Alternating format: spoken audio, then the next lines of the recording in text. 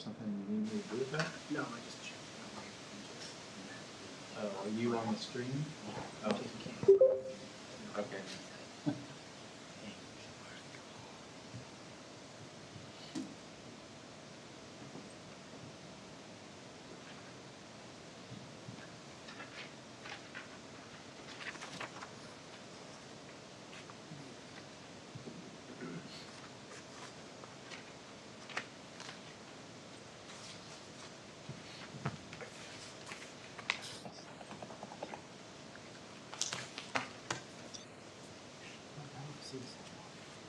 It started, it's sometimes a minute and a half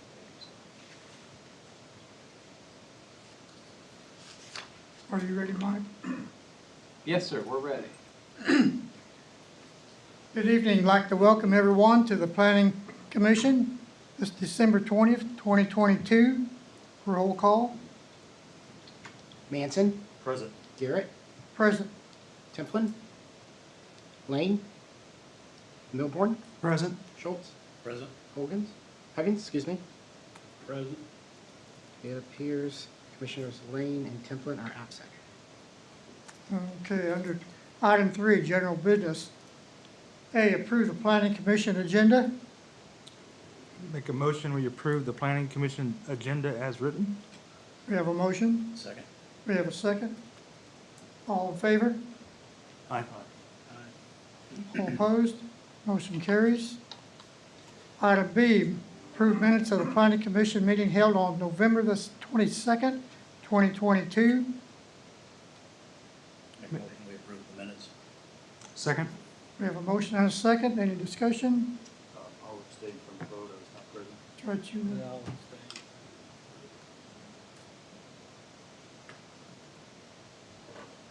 all in favor? Aye. All opposed? Passes. Disclosure of conflict of interest. Do we have any? Chairman Garrett, I have to excuse myself from item 7A, please. 7A. Okay. Any other? Okay. Item D, disclosure of outside communications regarding commission business. Do we have any? Okay. Members of the public who wish to address the planning commission regarding items not on the agenda may do so at this time. Any presentation is for information purposes only, and no action will be taken. There's a 4-minute time limit. You'd have to come up and give your name and address. Do we have anybody who wants to address the planning commission? Seeing none, we'll close the public, call to public. Nothing on, no public hearings, no old business. New business, consider Arbor Ridge 4th final plat. Brad? All right, thank you, Chairman. What you have before you is the Arbor Ridge 4th final plat. It's being submitted by Don Barr. Don is in the audience tonight. There are 58 proposed lots on the 4th plat. This is subject to the final development plan that was approved in 2005. As you can tell, there is some changes to the layout, which I didn't include the 2005 development plan. And the reason we have that development plan is because this was a planned unit development. And so with that, changes have to come before the planning commission. Met with the applicant and also the applicant's engineering representative. And the reason for the change on the plan is actually to make the lots a little more buildable. When the previous, or when the PUD was approved, there really were a pretty tight fit in a lot of in a lot of the ways, and it just didn't work as well.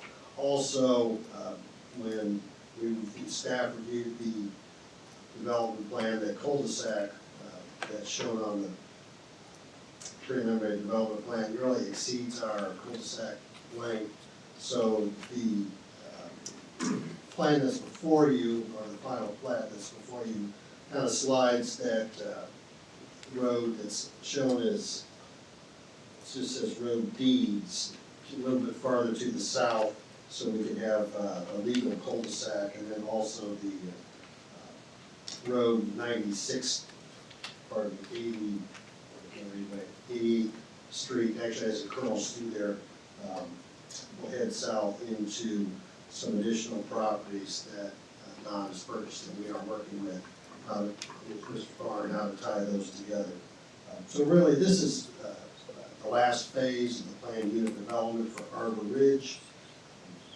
I felt like the changes that were made were consistent with the final development plan. It doesn't change any of the open space areas, and it does actually make for I think a better design, better layout for the property. And coincidentally, it does reduce the amount of lots in there, so this is not an attempt by the developer to squeeze more lots into the development plan. It's actually to get better lots and more developable and easier to build lots. With that, I will stand for any questions you have, and Don is here tonight if you might have any questions for him. Okay. Does anybody have any questions for Brad? Brad, I had a couple of questions. We Sure. got sheet 1 of 4 of the plat. Do the other sheets have the floodplain on it? Well, I just, Chad, do you want to talk a little bit about some of the drainage information on this? Because it was approved quite a while ago. And some of the other sheets were just some invasive verbiage that really were pertaining to the final plat itself. So anyway, if you want some questions from the drainage, I'll be like Chad answer those. Yeah, so that information, we'll make sure it's on there before the plat gets recorded. So it was not on there when it was submitted. My apologies, starting late. Any other questions for Brad? How about the applicant, Don Parr? Anybody have any questions for Don? Seeing none, call for a motion. Make a motion that we approve the final plat for Arbor Ridge. We have a motion. Second. We have a second. Any further discussion? Roll call. Manson, Yes. Garrett, Yes. Templin, Yes.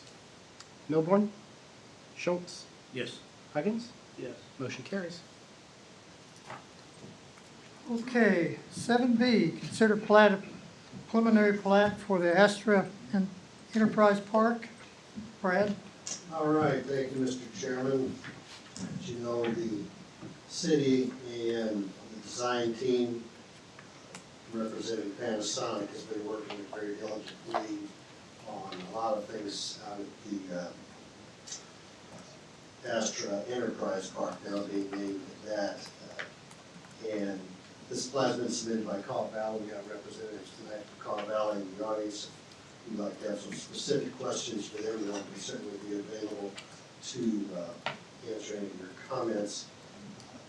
Basically, we went through our typical procedure on this, and granted, this is, as Mike has commented many times, it's a unicorn project. It is the largest thing that's come to Minnesota, and probably will potentially be the largest thing that we'll have to look at. However, the policy that we have in our city code is very similar to all the things we have to look at, whether it's a small subdivision or a 1,300 acre light industrial park. So with that, notification letters were sent out from a 200-foot buffer around the property. Sign was posted notifying the public about the preliminary plat being considered tonight for the planning commission. The plat contains 9 lots, 6 tracts, it's approximately 1,350 acres. Also, 263 acres of the plat is dedicated to Johnson County Parks and Recreation. That's the area that's kind of shaded off to the east side of the property. Also included is Panasonic Building Number 1, which is approximately 304 acres. As far as the things that we check on the preliminary plat are roads, layout, the buildability of the lots, the grading plans, all those things that we have in our checklist of items that are included in your packet tonight. As you can see, the vast majority, actually all the conditions have been met. One thing that's, actually a couple things, is Dual Drive is now being changed to Astra Parkway, so we do have some clarity on that. And city staff will be working with the applicant on addressing the lots and tracks as we move forward. Also, Chet's been working with the applicant on the drainage plan. I'll let him have a few minutes to talk about some of the issues that we've been dealing with on that. The drainage plan is, we have a site plan for Panasonic tonight, but Panasonic site plan deals with specifically for their site, the preliminary plat deals with the whole 1,350 acres. So we're working through some of those issues still.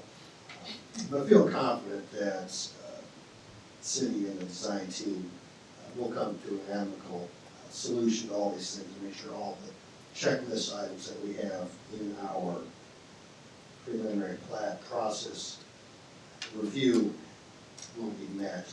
So with that, I will answer any questions that you might have. Once again, it's a 1,350 acre tract. There's 9 lots on it. The grading plans have all been approved. Actually, remember, they've been doing grading for quite some time. We did issue the land disturbance permit several months ago. I think they moved almost 2 million cubic yards. Is that correct? Somewhere around there. And so they're in the process of continuing to move forward with this project. As far as public utilities are concerned, the city of DeSoto will be providing water, sewer, stormwater will be a public item that we will maintain ownership. Evergy is providing power. They're building actually a substation on site or nearby. I think they're in the lots, actually to the lot to the west of Panasonic. And those are really public utilities, so we feel confident that all those items are being met. We do have a requirement for a preliminary landscaping plan. But as you know, we talked about the phasing of this project, and the landscaping plan we looked at will probably be the last phase of the site plan that we bring to the planning commission. Additionally, as Lexington Avenue is being improved, which will be divided with medians, bike lanes, sidewalks on both sides, there will be some landscaping requirements that will go along with that. Those plans have not been finalized yet. Once again, Chef's been working with KDOT, sitting in on a lot of the meetings, making comments on how that process is moving forward. So if you have any comments about that, I'd certainly ask you to address Jeff on those. But with that, I will stand for any questions that you might have. Staff's opinion that the preliminary plat does meet our requirements for approval. And also the design team is here. If you'd like to address them, that'd be great as well. Does anyone have any questions for Brad or? Guess I've got a couple, just kind of clarification. Excuse me, are they gonna extend 103rd Street around down the string line for this project, or what is actually gonna be built? I know I'm kind of skipping down to Panasonic, down the agenda a little bit, but what is actually gonna be built with this project? Yeah, I can address that. Yeah, KDOT's commitment, and they're in the selection process for a design-build team on it now. I think nearing conclusion on that. Their commitment is to reconstruct Lexington Avenue from the K-10 interchange down to where it turns into 103rd Street and intersects with what will be Astra Parkway, and continuing that project on west, past Edgerton Road, all the way out to Evening Star Road. So it's west past the end of this map here, with that boulevard type, divided, 4-lane divided boulevard type section that Brad described. That's their commitment. That would, and in addition to that, they'll be building Astor Parkway from 103rd Street down south 1 mile, which would essentially be 111th Street or College Boulevard alignment, and then ending right there. That's KDOT's commitment. They expect that current estimates are about $40 million. Okay. So then essentially this will be lot 1 that'll be graded currently, the Panasonic lot. Yeah, I'm not sure. Yeah, so this is lot 1 of this multi-lot industrial preliminary plat. and we have a final plat for Lot 1 plus the rights-of-way dedications for the road improvements I just described later on the agenda. And then what about detention? Where are those basins gonna be located at? Or those other lots? I saw that stuff for, Yeah, Panasonic. so that's a good question, and that, I mean, Chet maybe can address that a little better. I can give a thumbnail view. Before we leave that point though, was your question about the extension from Lexington over the string line? Yeah, really, that was my Green question, Town that where your cursor is, Mike, where you had it, where it tees in to Lexington, 103rd Street, is that gonna be constructed with Panasonic? Michael Osborne, Call Valley Engineering, 14700 West 114th Terrace, Lenexa, Kansas, representing Sunflower Redevelopment Group, who is the primary applicant for the preliminary plat itself. And with regards to the 103rd Street, currently, of course, it's not a dedicated right-of-way east of where it ends on the Lexington. And with that, we will be developing the area east, not Lot 1, that's being developed by Panasonic, obviously. But you can see kind of a 90-degree intersection off of the bend at Lexington. That's kind of where 103rd Street would reconnect rather than in that odd configuration at the turn, and then it'll bend out along the north side of the Lot 1, which is the Panasonic lot, go along the north side of Lot 3, and then go down the east side of Lot 3, turning back into Stringtown Road, so there's kind of a jog in Stringtown. That won't be built with the Pinna project, but will be built as lots 3, 4, 5, and 6 develop out, which there's multiple plans for that, and I think that some things we can talk about if we need to, but I don't know if that answers your question correctly, but probably. Just to follow up on that, so you're dedicating the right of way with this plat? We are not dedicating the right of way east of Lexington in the preliminary plat portion. This is the preliminary plat. Right. We'll be dedicating all of the right of way for 103rd, Lexington, and Dual Road with the final plat. Okay. And then I guess, well, sorry, one other question about the detention basins. Are those gonna be east of those? Well, lots right going now, through- Panasonic, and you'll see their site plan tonight, I think, and they have their detention ponds east of their primary building on Lot 1. We have multiple locations potentially planned for the detention ponds on lots 3, 4, 5, and 6, depending on what actual buildings get built, how they're configured, and what we've worked out with Chet on the detention is that as would be normal, as each project comes forward for each lot, we've gone through and done a global detention evaluation and kind of looked at different things that could be dealt with. And then depending upon how quick buildings come on, whether they all come on at once or one at a time, we will deal with the detention at that time. We do know that we will have some regional detention for lots 3, 4, 5, and 6, but we also envision that we will probably have to have some individual detention depending upon how each lot builds out, specifically once we get the exact building that would go on those lots. And track B, so that everybody's aware, that's a little gray up there, and you can look at it and go, why would that be there? Well, that's actually the existing rail yard that services Sunflower facility. And so that kind of acts as a buffer why the storm drainage may have some tweaks to it as we go forward, and that'll depend on how that rail yard develops out. They're in discussions right now with a primary rail company in the area to be able to provide the rail service through there. So, kind of lots of moving parts and lots of different things happening, so the goal was to get this part of the preliminary plat, the northeast corner, set in place, kind of show you where the roads were gonna go, let us start planning some of the utilities to service the lots, and work through each lot as it becomes more viable and final plans are more developed. Just one other question, on the typical section for 103rd Street line, Yes, why was that, what's that green space, 28 feet and 23, is that just for future expansion, is that all that's Yes. for? Okay, thank you. you're welcome. How far did you, is DeSoto gonna run the utilities down Lexington? Did you say, Mike? Yeah, well, first of all, I apologize for completely misunderstanding the question that I answered before. I answered a completely different question, so I want to make sure I get this one right. Are you asking about how far the the road improvements are going to extend. No, water, sewer, and electrical. Okay, electrical, Evergy is extending electrical service for Panasonic and the whole Astra plant. And it involves substation up by Sunflower Road, substations on site here, transmission mains in the area. I can get you more detailed information on that. But for the sewer improvements, there are efforts underway, and some of the sewer improvements are shown on this preliminary plat. Some of them are off of the platted area here. But Panasonic is designing those improvements to get sewer service to their site, which will also provide an opportunity to serve the rest of this particular preliminary plat. Those involve a regional pumping facility along 95th Street and a utility corridor along Sunflower Road heading north from 95th down to the area of 79th Street where the sewer treatment plant is.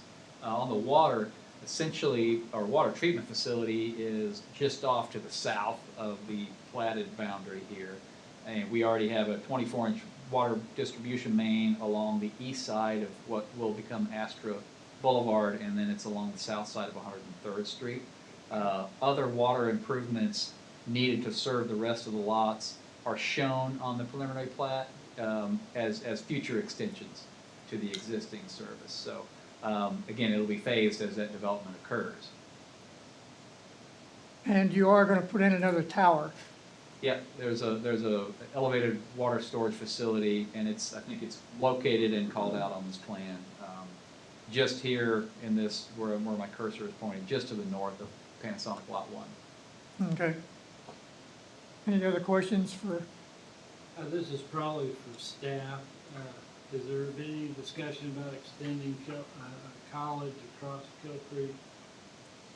Yeah, there's been quite a bit of discussions between the county and the city about future land use planning for all of Astra, really even before we annexed it, really. But there is a need to preserve utility corridors on arterial routes in general, and College Boulevard is obviously a big important arterial route. To the east of this site, there's some complications with that as you get into the Cedar Creek Basin and over into Olathe, that route may need to shift one way or another. But we have, at the last Planning Commission meeting, we did approve a new future land use map for this area that included those road corridors, preservation of those road corridors. Will that be reserved from the dedication to the county parks department? Yeah, there are provisions in the agreement between Sunflower Redevelopment, who are the owners of Astra, and the county to preserve certain corridors throughout Astra. The county parks they've not begun really any planning on the new acreage that they will get, so they can't really commit themselves to any particular alignment.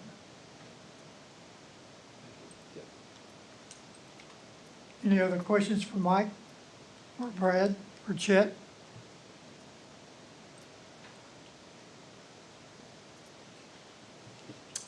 If not, I entertain a motion.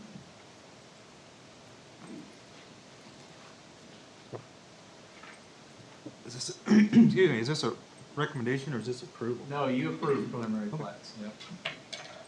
That's an approval. Okay. I make a motion, we approve the preliminary plat for Ad Astra Enterprise Park as presented with the completion of the drainage report. I'll second. We have a motion and a second. Any further discussion? Roll call? Manson, Garrett, Yes. Templin, Yes. Milborn, Yes. Schultz, Yes. Huggins. Yes. Motion carries. Okay, item C, consider the final plat for Astra Enterprise Park. Brad, I'm sorry to interrupt. I got a text message from someone saying they can barely hear you. Can you lean in just a little more? I'm sorry. Okay, I'll do my best. Thank you. Thank you, Mr. Chairman. You have the final plat now for Astra Enterprise Park, Lot 1, which is the Panasonic building. The plat is also completed by Caw Valley Engineering. The plat also contains a couple long slivers of property along Lexington Avenue. And as mentioned earlier, those are for dedication to the city for improvements to Lexington. So that's why you've got those details off to the right of the drawing on the screen there that shows it's a little bit different than just a standard lot. So those are there for, as I mentioned, for dedication of Lexington Avenue. Also, there are detail 3, which is in the bottom right corner of lot 1, is for a sewer manhole. So I thought we just might want to know what those specific little detail items are. As you know, this property is rather large and there are some interesting aspects to it. So this is one of the things that, a couple of things that had to be fixed with the final plat before it gets submitted to the county for transfer of ownership. Once again, we went through our standard procedure for setbacks and utility information, all the things that we have included in the staff report. Everything has been completed, the staff's approval, and we're now bringing this for you for approval on the site plan. Pardon me, to get to the site plan. This will go forward to the council on acceptance of easements and right of way, but you do approve the final plat, so there's going to, additional easements could also be required. As we kind of move through this, Jim and I talked about, there might be some additional easement that's required, but right now this is where we're at with all the items that have come into play with this project. And there's still, there are some moving parts that we're still working with, and need to get this process completed so we can issue building permits and start to get the foundations and all the other items that need to go with getting the building footprint started with this project. So with that, I'll stand for any questions you might have on the final plat. It is pretty straightforward, and once again, we have representatives from Cobb Valley prepared this document. If you've got any questions specifically for them. Do we have any questions for Brad or Mike or Chet? I just mainly have just one. Everything looks pretty straightforward, but the Evergy Power substation, how did they get access to that? Is that going to be through an easement, or is that going to be on?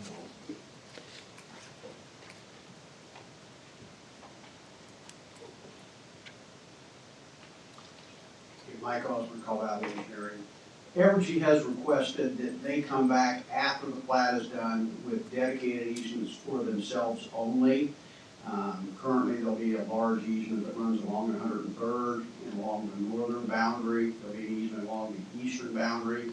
And the substation itself will sit between, well, currently is kind of the alignment of Stringtown Road out on the property and the Panasonic or Lot 1 eastern boundary, but Evergy's been very clear they want their easements for themselves and only for themselves, and so they've asked that they write those and have them post-plat approved, or not approved by you all, but dedicated to themselves. And that process is ongoing daily. Okay, thank you, Mike. You're welcome. On that, so there's a 25-foot utility easement that runs down what will be Astor Parkway, and a 45-foot that runs along 33rd. Correct. And why does that randomly stop there on 103rd? Because that's where your water lines turn north down the Sunflower Corridor currently, and that 45-foot utility easement is for the relocated water line that runs down 103rd from west to east. I'm just wondering if we're putting a water tower there where the road curves. We will extend the easement once the alignment of that water line is defined, but being that the actual alignment or design of that water line is not complete yet, it would be questionable where to put that easement at this point in time. Unless it fronts the road under 45 feet just like the rest of it.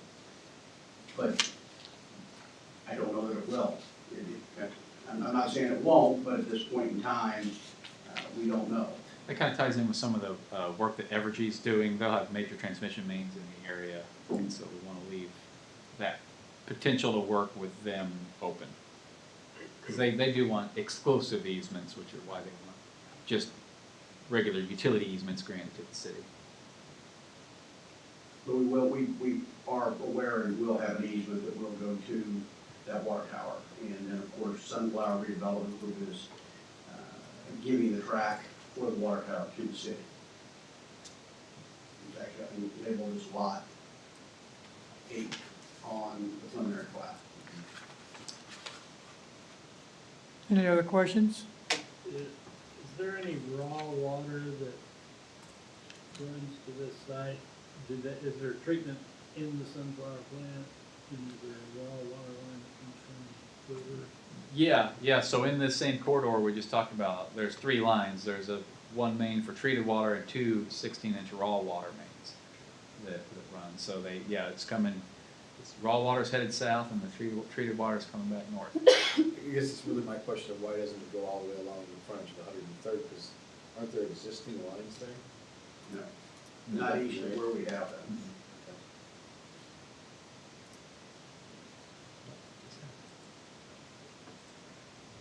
Any other questions? Is there a stormwater management plan in place for this?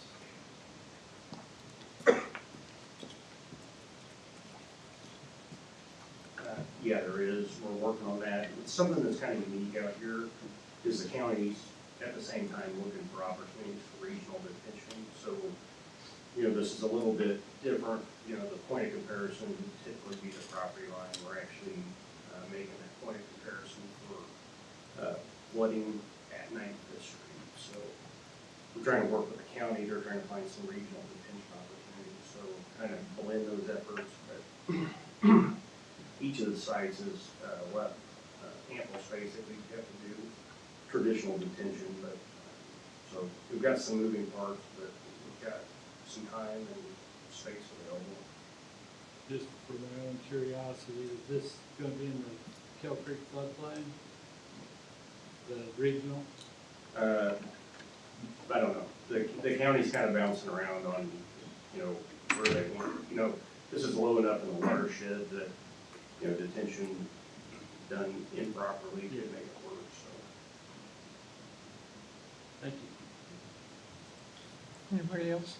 I guess just one other question is like going on to Panasonic. Are the Panasonic folks fine with an exclusive easement to Evergy? I guess that. I'll let those.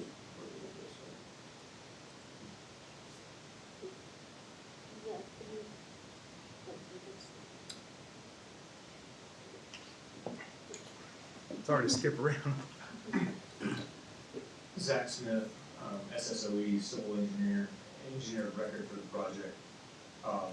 We've had multiple discussions about there are certain areas that they, Evergy wants those dedicated easements to themselves, and that we are okay with that. And then there are some areas where we need to have some common utility easements, and we've had, those discussions are ongoing. So where their main transmission lines are, yes, there's gonna be dedicated Evergy easements. But where we're gonna need to share some corridors, we wanna leave those as utility easements.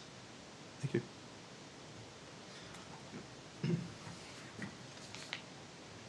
Anybody else have any questions?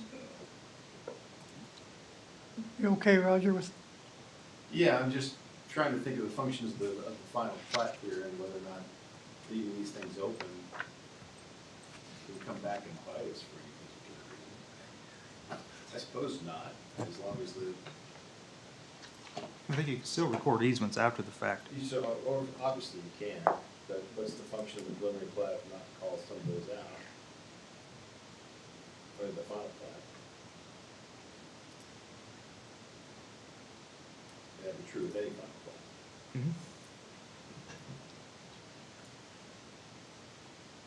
any other questions for? This does go to the city council. It does for acceptance of easements and rights of way, but technically you are the approving body on the final plat. Need a motion? Make a motion to recommend approval, or make a motion for approval of the final plat and recommend to the city council to accept the easements and right-of-ways under the following condition listed in additional additional easements will potentially be required to be dedicated to the city when design of public improvements is complete. We have a motion. Second. We have a second. Any further discussion? Roll call. Huggins, Yes. Schultz, Yes. Milborn, Yes. Templin, Yes. Garrett, Yes. Manson, Yes. motion carries.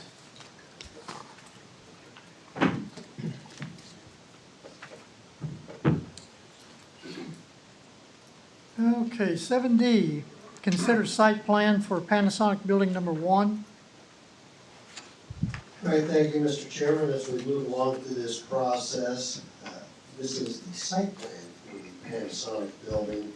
And as we've mentioned several times, the process is going to be a phased process. Tonight, we're really looking at sort of the horizontal type improvements and setting the building footprint. So we're looking at roadways, grading, drainage, access points, once again, the building footprint itself. And we do have some indication of the ancillary buildings that will be kind of in the sort of horseshoe area of the site. This is really the details of what was presented to you last meeting. Really not much has changed as far as what was presented by the Panasonic team at the previous planning commission meeting. However, we'll go through the summary of the site plan itself, and we do have Carl Walton from Panasonic and Dan Brumley from SSOE, the design team. They do have a presentation they'd like to make after they go through the staff reports. I will go through just the submittal summary. The building itself is 2,739,000 square feet with associated parking. There's 3,000 parking spaces, 48 which are handicapped, 100 EV spaces, 40 more motorcycle parking places. One thing that we need to discuss a little bit more details, some transit locations. Those have not been indicated on there, but we do have, as I mentioned, phase 2 and 3, which is phase 2 is the architectural details, and phase 3 is the landscaping, lighting, and any kind of other miscellaneous items. So we do have some more opportunities to work on this site plan. But once again, this is the process that we have to go through to issue a building permit so they can actually start with footings, foundations, constructing the concrete, the hard surfaces that come into play with this project. So that's the reason why we're doing this phased approach. Typically, we require the developer or applicant to have all these things lined up, but there's just so many moving parts, and not that they're necessarily moving parts, but they're just, as the design team digs into details and we ask more questions, some of the things aren't quite, we know that, discussion of the water line, where's it gonna go? Well, we know it's gonna go to 103rd Street, we don't know exactly where. So there's a lot of these things that we're asking you to take a little bit of a leap of faith. We're taking a little bit of a leap of faith, but I guess I can assure you the design team and the overall Panasonic group wants this to be a successful project. So there's no reason to think that we're not gonna get there, but there's just some things that come up during the process that we don't have the best answer possible. We've got good answers. We've got a great idea where things might go, but sometimes things do change.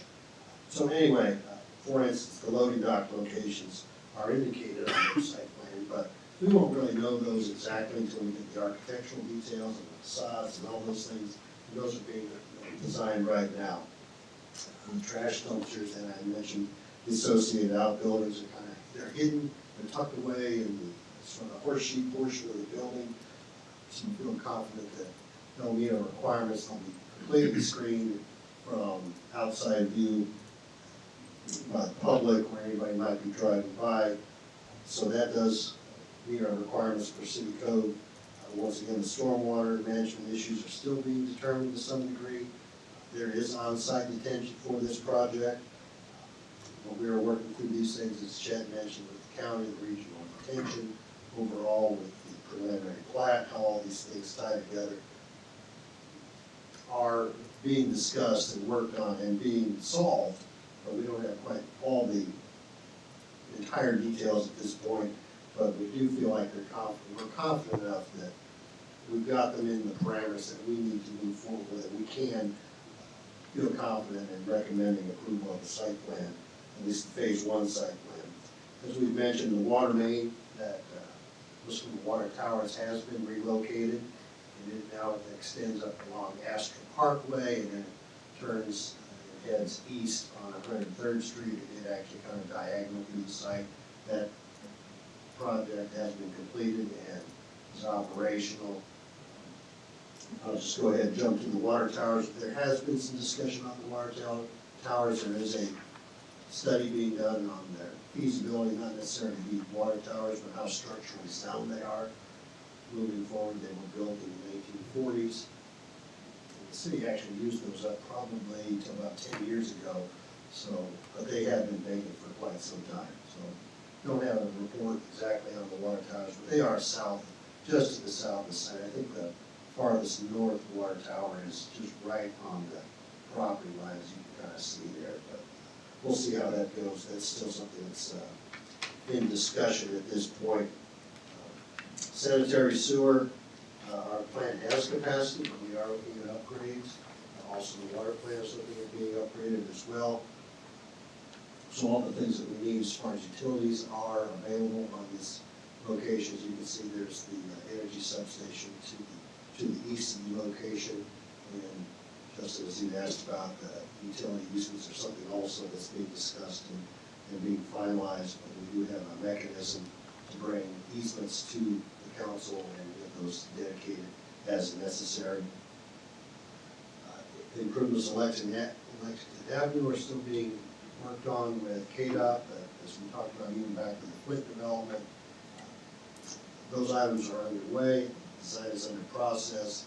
There's a design build teams being selected now by KDOT to move forward with Lexington Avenue.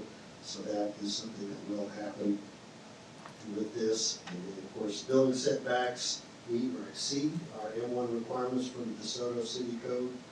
At this point, no signage has been requested. That will be handled with the architectural details of the phase 2 submittal, and the landscape plan will also be submitted at a later date with phase 3 submittal. And one thing that did kind of jump out at me is the site plan does show that nearly 20% of the site will be vegetated, so there is an opportunity for some pretty good and significant buffering and landscape elements on this study, or on this site development.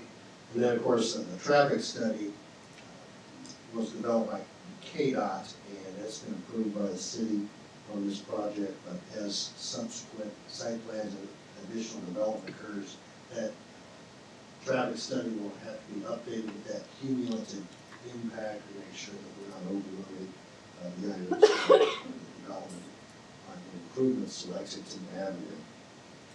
So with that, we do have, we are recommending approval of the site plan. We do have some stipulation and conditions that need to be taken care of before occupancy permits are issued, but those are things that we'll be working on as this process moves forward. So we feel confident that the conditions that we've added will be met well before the occupancy requirements are being requested. So this time I'll stand for any questions you might have. You see any chance any comments on the stormwater grading and public improvement plans. Do you have any questions for staff? Brad, the conclusion includes the conditions.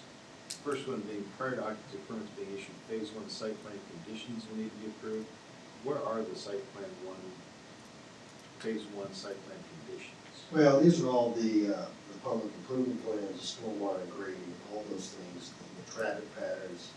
Is that referencing the other 3 things below, basically? Is that what that is? Yes, I guess so, correct. Okay. I didn't know if there was some other site plan condition at the time, but you're basically saying 2, 3, and 4 have to be satisfied. Correct. So where, excuse me, where are they at it with the grading? Are they at the grades that are shown on here, or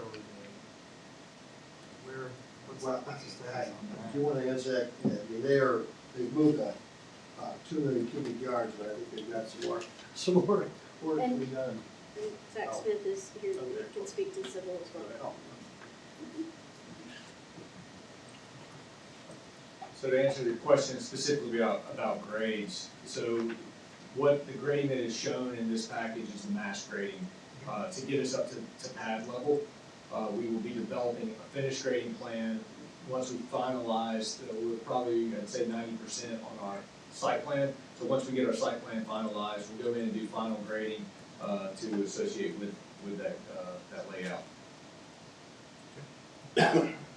But Zach, could you just kind of give a feel for how, percentage-wise on the mass grading, where are we at today? We've been working real hard on the site for several months, around the clock, a lot of activity going on. Percentage-wise, if you had to put a number to it, how much work has been completed? Jeff, we're probably 30-40%? Like a third. Yeah. A third? Okay. Cambridge, Yeah. So it's quite a bit of grading still yet to go to get to even this. Yeah. So essentially, all the permits that you need to do grading are in place right now to get to this set of plans. Correct. Yeah, yeah. Grading permits were issued independent, and with our code, we can administer those permits, issue those permits before platting, zoning, before site plan approval, before these mechanisms take place. So that's what happened. You've got 2 holding ponds on this. So we're showing three holding ponds, north, the central, and then the southern. Okay. To answer your question earlier, we are attenuating all the storms from the 1 to the 100-year event currently, but we're working with Chet and the county on maybe it's better for us to release at a faster rate than holding it all and causing downstream issues later in the storm event. Okay. Anybody else have any questions? So we're looking at 2 more phases of the site plan. Will they come before the planning commission, or? Yeah, I can address that. So you'll remember at the last when the last planning commission we received a presentation, kind of a precursor to the site plan.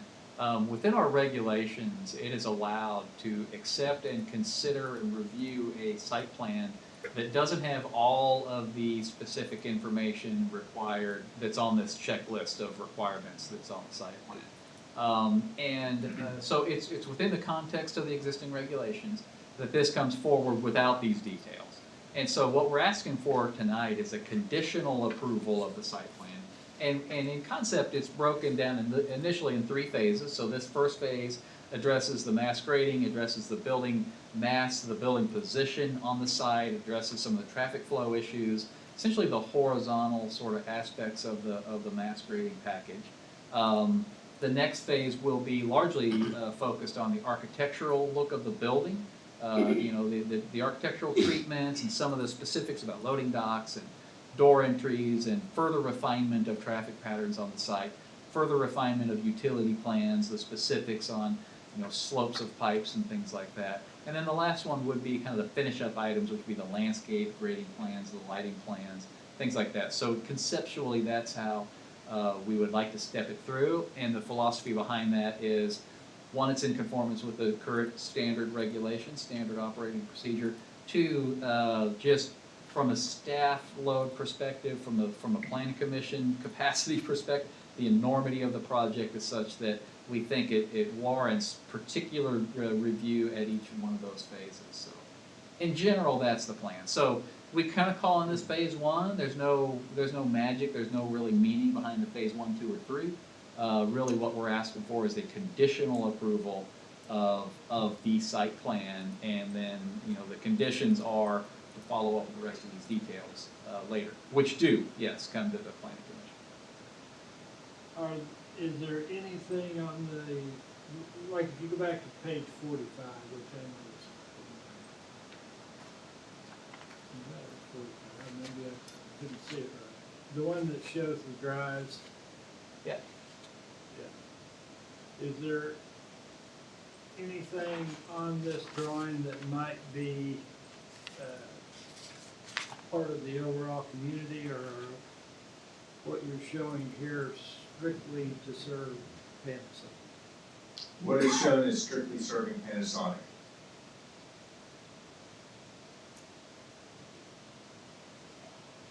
Just so I understand, so it's strictly an approval tonight will get these guys a pad-ready site? No buildings or nothing else, so then once they want to start with the buildings, they gotta come in with phase 2 of the site plans? Yeah, that's the general intent, yeah, yeah, so, where they are, and they can probably speak to this, I'm sure they can speak to this much better than I can, but, they're nearing the point where they're ready to submit, for design review of footings and foundations for portions of the building.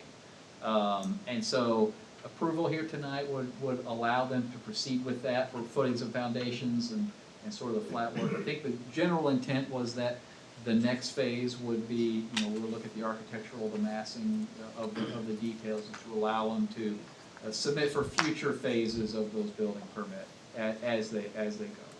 Okay. Any other questions? I've got one more. Okay. On these connections to 103rd Street and this north-south street, is that Astor Street? That'll be Astra Parkway,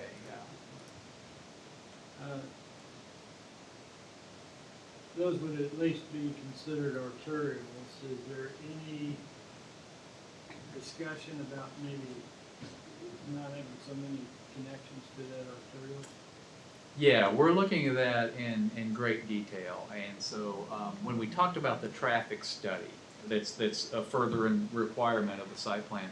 There's really kind of 2 parts to that. The first part is the traffic study on site within the boundaries of the project itself, and that the Panasonic team is working to manage that, truck flows, employee flows through the site. And then the other aspect is of the local network and actually the regional network, because that includes K10. And that's the one KDOT has been deeply engaged with for months now. They've had their term and supply consultant, Burns & McDonnell, doing a very detailed analysis of the traffic flow patterns. And part of that is looking at these entrances. The scale is a little bit difficult to judge here. There are vast distances between these entrances. So they do meet our, we have some parameters in the comprehensive plan about access onto arterial roads and separation of interchanges and separation of driveways. All these meet those requirements. But in a larger context, KDOT is looking at those in very detailed ways to make sure that where we're proposing full access entrances, that the median breaks on the future 103rd Street are appropriate for the locations, that turn lanes are added in appropriate locations, that emergency services can get through. So if that's a perfect question. It's the first question we ask ourselves too. And that's information it's nearing final, but it's yet to come. Any other questions?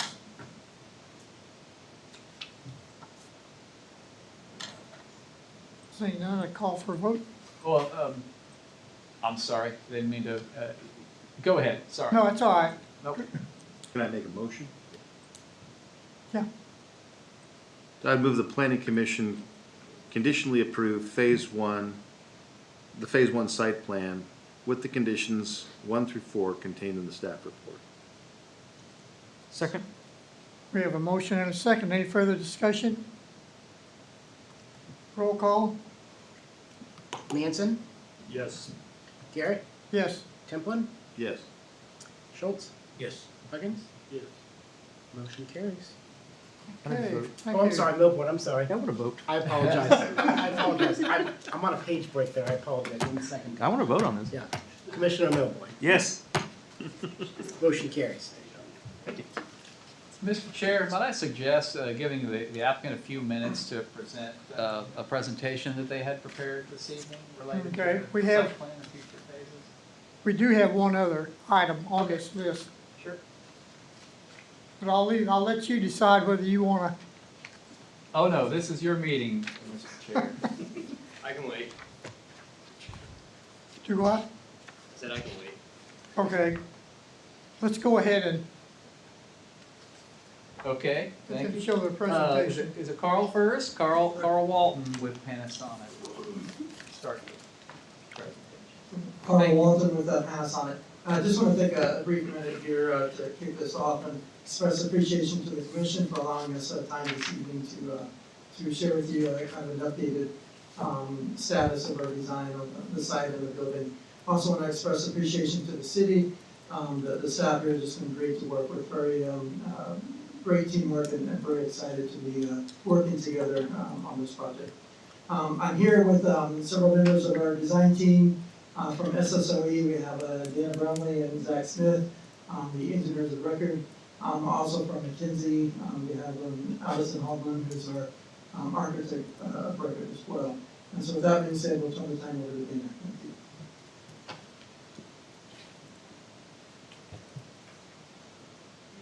Thank you, Carl, and thank you, Commission. We certainly appreciate and are very grateful for your flexibility as we go through this process. It is, as Mike says a lot, it's a uniform project and a lot of things to work through, and we certainly appreciate your time with that. If we could advance through just a couple of things, we'll talk about current status, and then Zach and Allison will look at our next submissions there. And just a reminder of who we are, we saw this last time. So as we already talked about the submission plan, we've submitted the first one, and thank you for approving that first one. Additionally, we do have comments on that, and we are working through those, and we'll provide that with the second submission. Our second submission, we are following up very quickly within the next few days with that, which is largely focused on the architectural elevations, the exterior look of the building. We'll also have more with our underground utilities that are currently in design there. So, so this presentation is specifically to kind of preview what you'll see in the next submission. And then sometime around April, and if we can pull that in, that's when we're going to, but certainly no later than April, we will be targeting that final landscaping. One point of correction with the signage, that will also probably come with a later package, because we'll want the overall site to develop to understand where and how that signage and that wayfinding all looks. So that will also be part of that third submission. So with that, we'll move next and we'll turn it over to Zach. All right, thank you, Dana. Thank you again, Commissioners, for having us here tonight. I'm going to kind of skip through the site plan since we've already talked about it, looked at it in the mass grading. What I want to point out is that in our next submittal, we will be, you can go back one more slide. We'll be submitting the proposed underground utility services for the building. So I just want to kind of point out, high level, we're going to have a water main connection on the southern end of the property. That this will be a public water main through the site. We will be dedicating easements via a separate instrument, more likely a recorded deed, that will serve this facility and connect back up on West 103rd. From that water main, we will have a separate private fire main loop around the building with various connections internally for fire risers and fire hydrants. Due to the scale, you can't really see that detail here, but the plans will have all the location for using 250-foot hydrant spacing around the perimeter of the building. And then our sanitary sewer service will connect through the internal, what we call the U inside the horseshoe, and we route it down south and then east to where we will connect into the proposed extension of the public system. So somewhere in this area here in the southeast corner, to be determined, will connect to the public system. I want to see if there's any specific questions before I turn it over to Allison to look at building massing.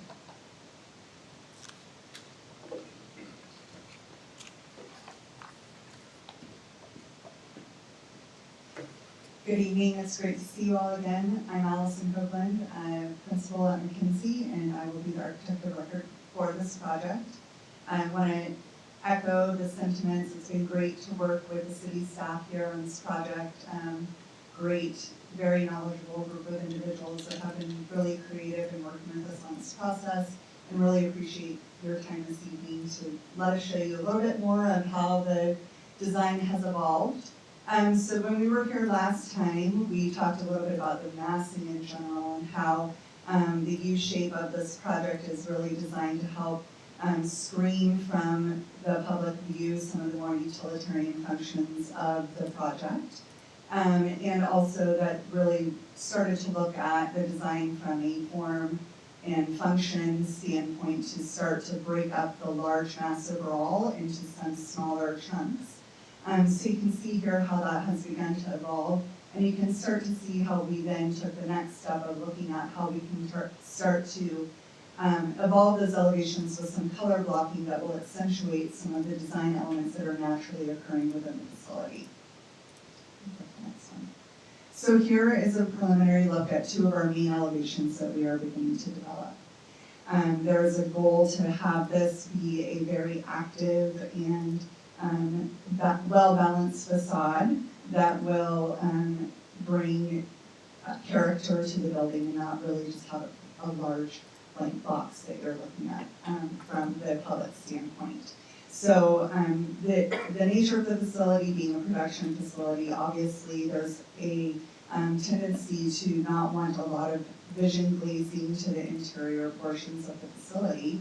However, what we have done is we've looked at, again, the natural massing of the facility, looking at how we can use color blocking to really accentuate that massing. And then also we are implementing vertical elements that are working along with a parapet that we are using to screen the flat roof design. The parapet will have natural steps within it that align with the vertical elements. These vertical elements are both a change in the material, as well as some of them will be a translucent panel. So the material that we're proposing for the project is an architectural insulated metal panel. These are pre-finished metal panels so that they have a long-lasting quality to them, and the color is naturally integrated within that product. So it's not something that will fade over time or chip because of a painting process, etc. It's something that is natural within, baked into that metal panel. And the vertical elements, we will be using translucent panel, as I mentioned. So the goal with that is to help break up the facade even more, and during the day allow for the individuals that are working within the facility to see natural light coming into the facility. They aren't just working in a black box with only, lighting like you see in the room right now, but they are getting access to natural light through those translucent panels, but we aren't needing to have vision glazing to have that happen. And the reverse in the evening is it allows for a fun play of light coming from inside the building. You can kind of see some glow on the outside of the building during the evening. We also use these to set up a rhythm throughout the facade that on some of the areas that individuals aren't really naturally walking around, the spacing is a little bit spaced further out. And as you get closer to different entry points within the facility, that rhythm starts to become closer together in order to create a movement to the facade and have natural guidance in your eye from a distance, and then as you walk towards the building, you kind of feel that rhythm progressing as you get towards the entry. You can go to the next slide and see a close-up of the entries that we are proposing. So as we get to the human scale, again, looking at those vertical elements to bring more human scale to the facade as you walk across the long facade. Those vertical elements will start to create a rhythm as you get towards the entry of the facilities. And using the entries as an opportunity to provide full vision glazing where we have the opportunity to do so. So really providing that full vision glazing panels, welcoming people into the facility, and popping out the entry to express that it's there and use the corners of that entry to, again, bring people towards that entry.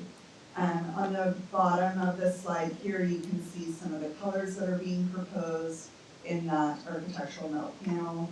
Again, the translucent panels here, and then several different accent colors to be used throughout the facility. And if you have any questions on the preview, I'm happy to answer. We will be providing a submission of this information with a lot more detail and some specific callouts with the development code language so that you guys can see how that ties together.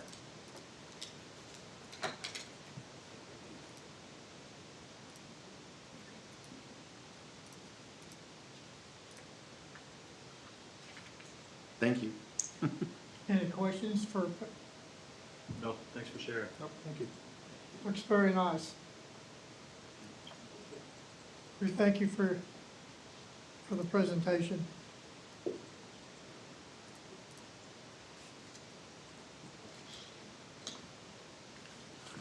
Okay. Gotta find my sheet here.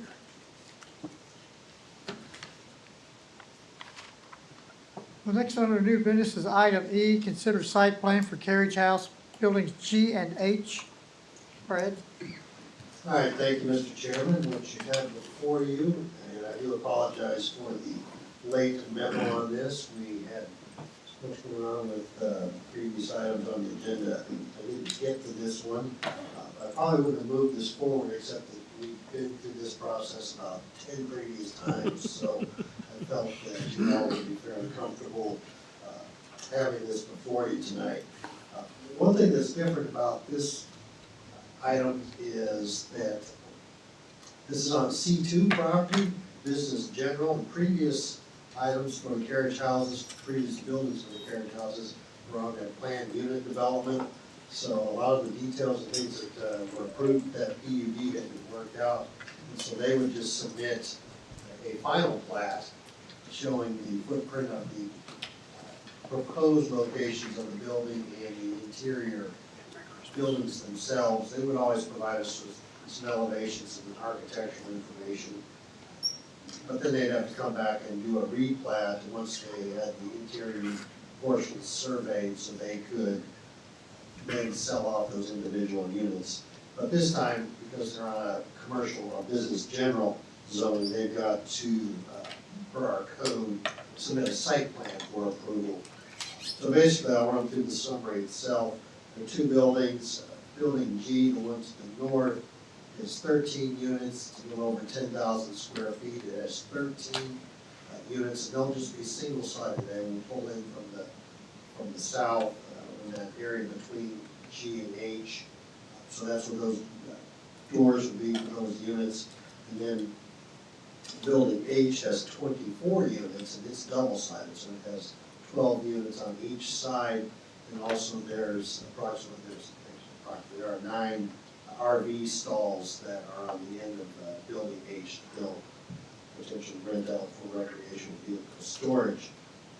One of the things that they actually submitted this item in November, and through the process of reviewing the previous PUD, we discovered that they hadn't done a drainage report for this location, so we had to get a drainage memo completed, and then also I did ask for a little more clarification on the elevations themselves, just to make sure that they're going to match the existing buildings and structures, and they were consistent with the overall development of the previous 10 buildings. Anyway, with that, one other thing I did want to mention is, with the site plan, we typically require landscaping, but for this. Keep going, I was just gonna get the microphone. Oh, okay. For this development of these two buildings, the railroad right-of-way is behind Building G, and actually it's got a fairly significant native landscape buffer back there. And then also along Cedar Creek, there's a fairly significant native landscape buffer there as well. And of course, to the west is the additional carriage houses buildings. Because they have that commercial site in front, didn't feel like the landscape plan was necessary in this scenario because it's going to be completely shielded and buffered ultimately when that commercial site in the front of it is going to be developed. And also with, and included in the staff report is a condition that says when that future commercial site is developed, a separate site plan will be submitted for approval to the Planning Commission. So with that, I'll stand for any questions you have, but this is something that we've seen before. It's a very common approach, and they will have to submit a final plat for the interior sections of building G and H for planning commission approval. I've got a couple of questions. Sure, Mark. So those buildings look like they're right up or across the property lines that are indicated in this drawing. Will the plat eliminate those property lines, or is that acceptable? Well, yeah, I guess, maybe Mike, you know a little bit more about this, but as far as, it's owned by the same person, so, same development, and the plat itself does indicate that, I think they do show up, that they're on the entire site, but some of the paving might be off on, to the west of building H. But as far as I'm concerned, I don't see any issues with recording this with the buildings on that location. Well, so the final plat is yet to come, That is correct. right? This is So, just the so site. that, we will have to combine a lot, move that lot line, when we go to final plat property. And I noticed on the checklist that was submitted, they did item L. They did not provide the information about the floodplain there. And this, from what I can see on this site plan, they're gonna put about 5 foot of dirt in the floodplain. Maybe we could get Chet's opinion on potential impacts from that.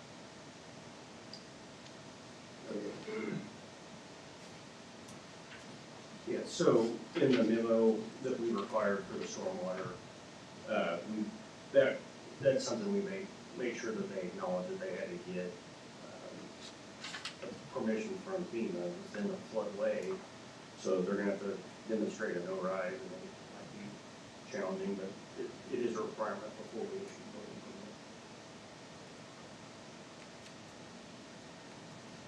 permit. Any other questions? How about the applicant? Do you have any?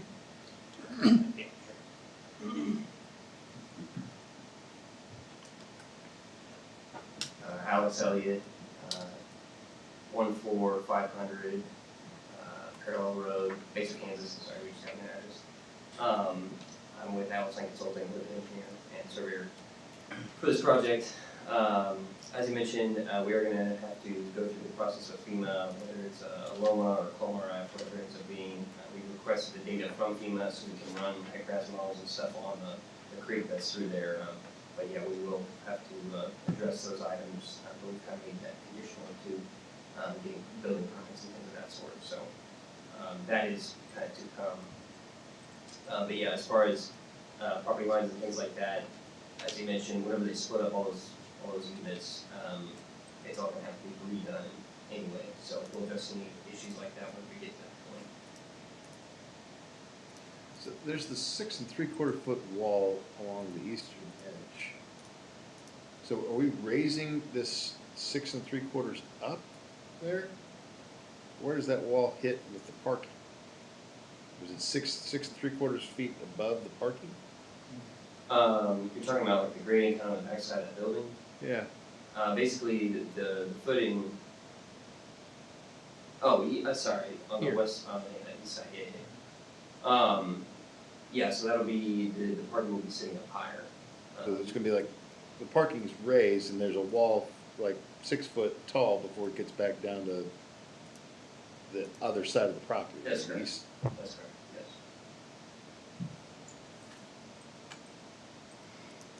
Okay. Any other questions for the applicant? Is that,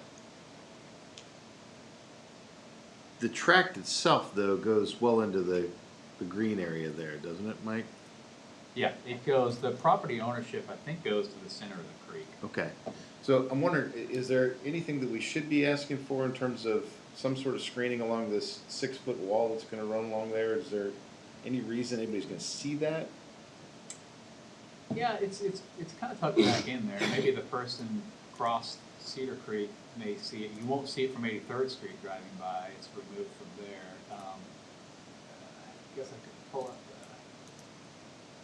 the Ames on it here. We'll just have a look at kind of.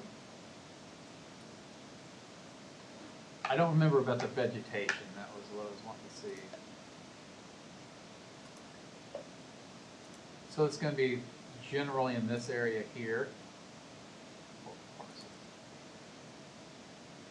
And as you can see, the parcel limits go to the center of the creek. That's the way this legal description is written. So this wall is roughly going to be about in this area here. So there's some vegetation here already. There's heavy vegetation over here. You're not going to be able to see it from the street. I don't know that just because, I mean, a 6-foot wall isn't something we typically want to buffer. I mean, it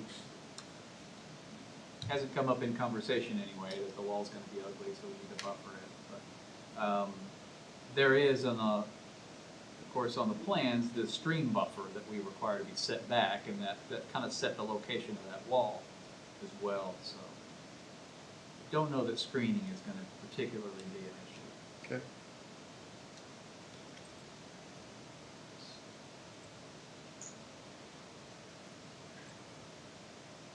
Any other questions for me? Any other questions for the applicant or for staff?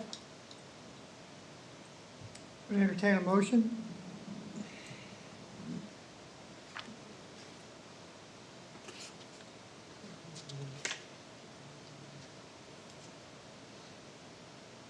Make a motion, we approve item 7E. Oh, there's a lot of stuff on it. I don't have the agenda.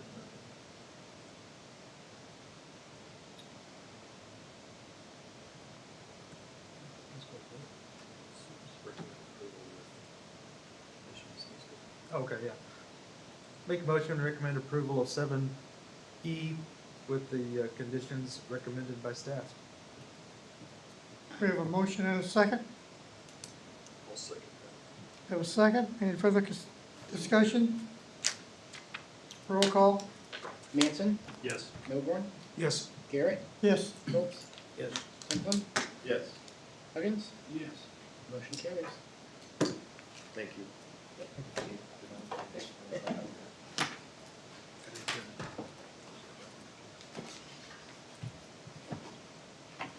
Mike, do you have anything that Nothing else this evening, Chair, thank you. Brad or Chet? We're good. I'm good. We entertain a motion for adjournment. Make a motion to adjourn? We have a motion. Second. All in favor? Aye. We are adjourned. This conference is no longer being recorded. Merry Christmas.